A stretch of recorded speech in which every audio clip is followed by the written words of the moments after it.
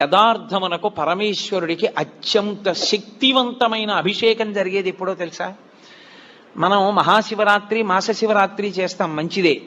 కానీ అసలు నిజానికి పరమేశ్వరాభిషేకమునకు ఒక భక్తుడు వచ్చి సంవత్సరంలో తరించిపోయే అభిషేకం ఎప్పుడు అంటే మార్గశీర్ష మాసంలో వచ్చే ఆర్ద్రా నక్షత్రంలో తెల్లవారుజామున చెయ్యాలి. చిదంబరంలో నటరాజస్వామికి చిదంబరంలో మోక్షలింగము అని శంకరాచార్యులు వారు పరమశివుడి దగ్గర నుంచి 5 లింగాలు తీసుకొచ్చారు. ఆ 5 లింగాల్లో ఒక లింగమే ఇప్పటికీ శృంగేరిలో ఉంది.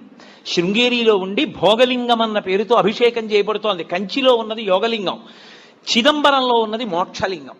చిదంబరంలో ఉన్న మోక్షలింగానికి ఆర్ద్రాభిషేకము అని ప్రత్యేకం చేస్తారు. అసలు నిజానికి దానితో కలుపుకుంటూ ప్రతి శివాలయంలో మార్గశీర్ష మాస ఆర్ద్రా నక్షత్రం నాడు తెల్లవారుజామున 3-4 మధ్యలో చెయ్యాలి అభిషేకం.